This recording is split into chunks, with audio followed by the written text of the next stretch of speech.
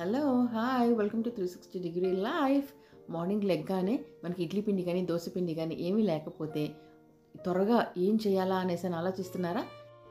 అస్సలు టెన్షన్ పడకండి. ఇంట్లో రాగులు కానీ అటుకులు కానీ మీల్ మేకర్ కానీ గోధుమ రవ్వ కానీ ఏదైనా ఉంటే దాంతో చేసేసుకోవచ్చు.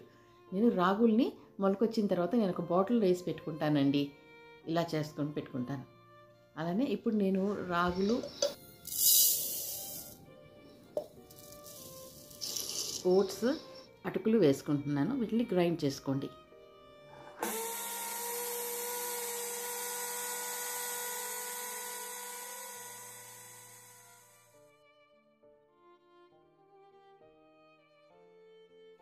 ఇందులో కొంచెం జీలకర్ర వేసుకోండి, అలానే మిరియాల పొడి వేసుకోండి, అలానే పచ్చిమిరపకాయలు వేసుకోండి. మనం ఎంత ఘాటు తింటామో ఎంత కారం తినగలమో అంత వేసుకోండి.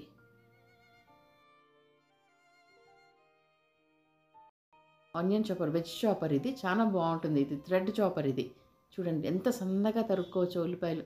మనం చేతితో తరగడం ఇలా కాదు కదండి, టైం కూడా చాలా పడుతుంది. దీంట్లో ఏం లేదు, ఫ్యూ సెకండ్స్లో మనం చేసేసుకోవచ్చు. ఇంత సన్నగా చూసారా, ఈవెన్గా వచ్చేస్తాయి.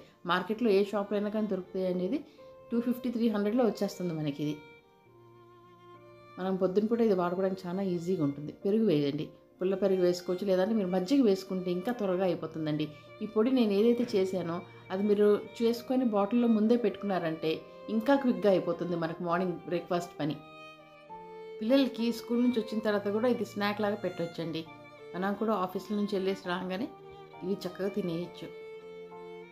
చక్కగా నీళ్ళు ఎక్కువ పడతాయండి, ఒంటికి చలవ కూడా ఇది.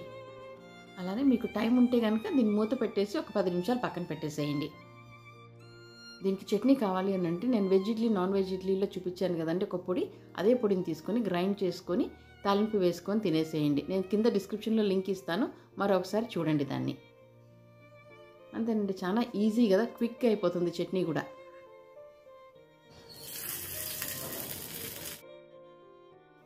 ఇప్పుడు చూడండి అది కొంచెం గట్టిగా అవుతుంది, మళ్ళీ నీళ్లు పోసుకోండి. అందులో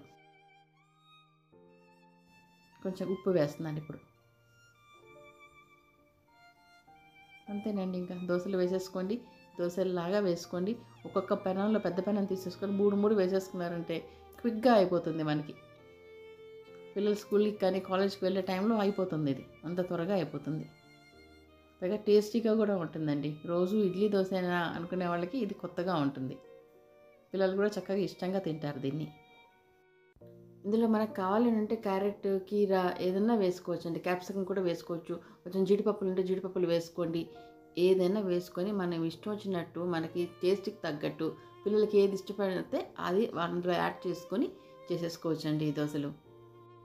పిల్లలకైతే కొంచెం బటర్ వేయండి. బటర్ కూడా వేసి చేసేసారంటే ఇంకా టేస్టీగా ఉంటాయి. చూసారా, చట్నీతో వేసుకొని తినేసేయండి. మీకు కనుక నచ్చితే లైక్ చేయండి, షేర్ చేయండి, సబ్స్క్రైబ్ చేసేయండి, ఒక మంచి కామెంట్ పెట్టేసేయండి.